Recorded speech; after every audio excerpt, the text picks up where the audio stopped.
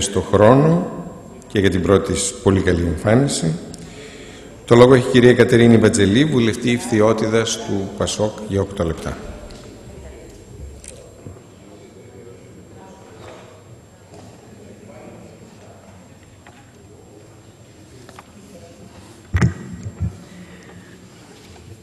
Αγαπητοί συνάδελφοι, κάθε διαρθρωτική μεταρρύθμιση στους τομείς της οικονομίας όπου σαν χώρα θεωρούμε ότι θα παίξει σημαντικό ρόλο για το μέλλον της χώρας μας, όπως αυτός ο αγροδιατροφικός, ο τομέας της γεωργίας, θα πρέπει να αντιμετωπιστεί σαν μια πολιτική αναπτυξιακή, αλλά και μια πολιτική η οποία πέρα αν εντάσσεται επισήμως στο μνημόνιο, δηλαδή στο μεσοπρόθεσμο πρόγραμμα, θα πρέπει να υποτιμηθεί ή να μην της δοθεί η κατάλληλη διάσταση.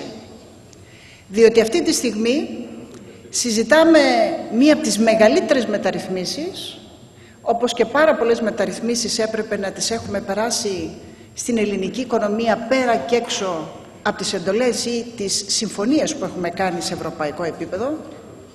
Συζητάμε λοιπόν μία μεταρρύθμιση η οποία η εφαρμογή της, ο τρόπος εφαρμογής της θα έχει και οικονομικές επιπτώσεις ή οικονομικά αποτελέσματα ή κοινωνικά, όπως αυτή των εργαζόμενων στις συνεταιριστικές επιχειρήσεις, οι οποίοι θα βρεθούν σε μία διαπραγμάτευση με την αγορά εργασίας ή με μία διαδικασία ένταξή τους στον ΟΑΕΔ ή πιθανά με μία ενεργοποίηση μιας παλιάς πρότασης, η οποία εκκυλιοποιήθηκε σε πάρα πολλές συνεταιριστικές επιχειρήσεις, οργανώσεις, της πρόορης εξόδους τους ή συνταξιοδότησης στα 25 ή παραδείγματος χάρη θα μπορούσε να γίνει, κύριε Υπουργέ, στα 30 χρόνια. Είναι λοιπόν ένα κομβικό σημείο το θέμα των εργαζόμενων, όπου σε συνεργασία τους επόμενους μήνες με το Υπουργείο Εργασίας θα μπορούσε να συζητηθεί η πρόωρος έξοδος των εργαζομένων των συνεταιριστικών επιχειρήσεων, πέρα αυτών τα οποία προβλέπονται στο σημερινό κείμενο το οποίο συζητάμε. Το δεύτερο, τα δημοπρατήρια.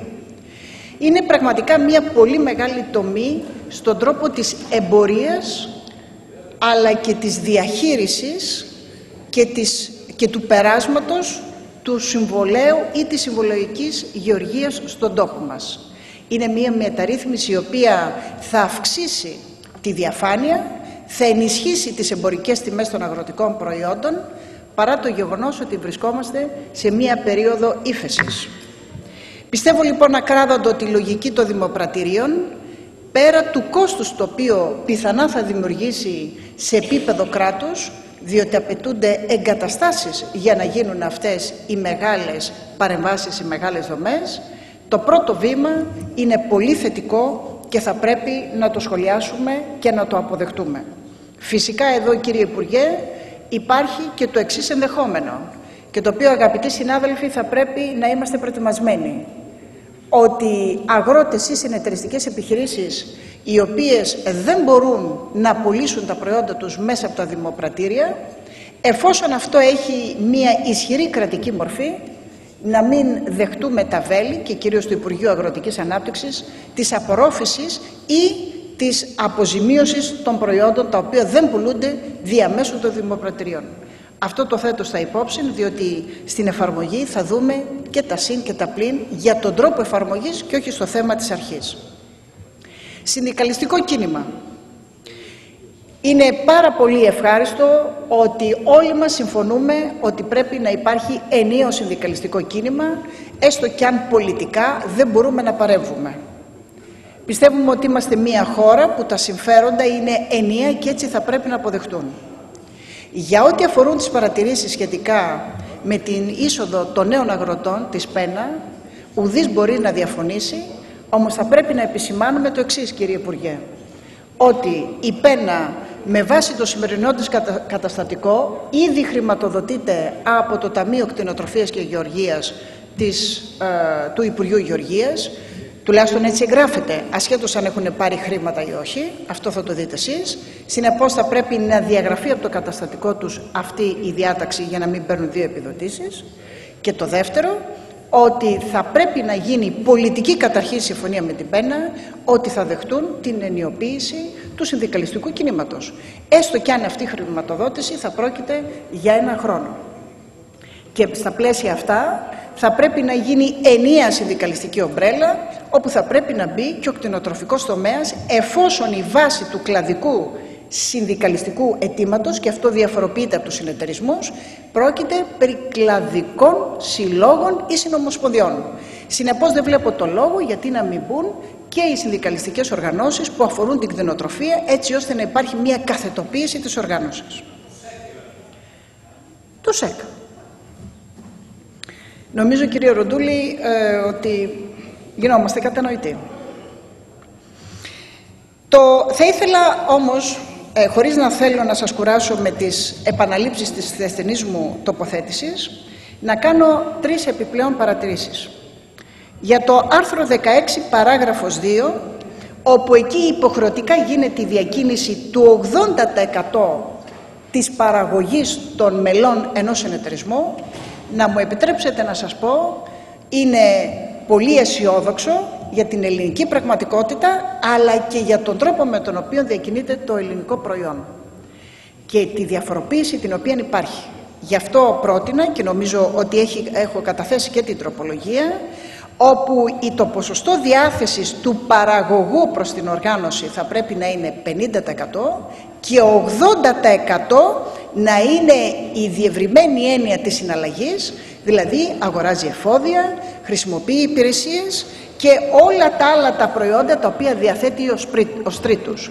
Διότι εγώ θα σας φέρω ένα πάρα πολύ απλό παράδειγμα, ότι εγώ καλλιεργώ αρωματικά φυτά, είμαι μέλος του συνεταιρισμού Λαμίας εφόσον μετατραπεί, αλλά ο συνεταιρισμός Λαμίας δεν εμπορεύεται αρωματικά φυτά. Τότε εγώ δεν μπορώ να είμαι μέλος του συνεταιρισμού Λαμίας. Αυτό λοιπόν θα πρέπει να το αντιμετωπίσουμε έτσι ώστε να μην δημιουργηθούν προβλήματα.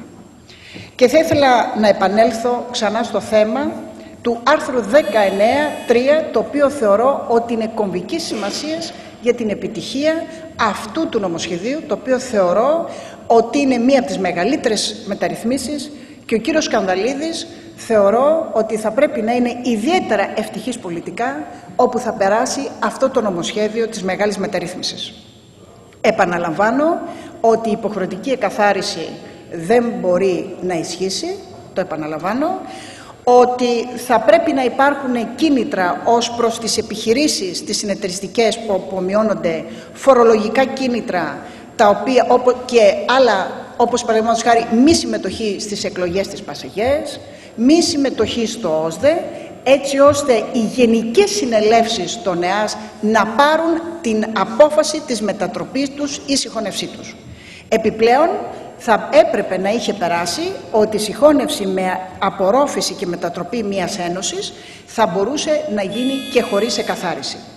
Αγαπητοί συνάδελφοι, εγώ θα ήθελα να διαφοροποιηθώ ως προς το άρθρο 19.2, πιστεύοντας ότι θα δυσχεράνει τη διαδικασία.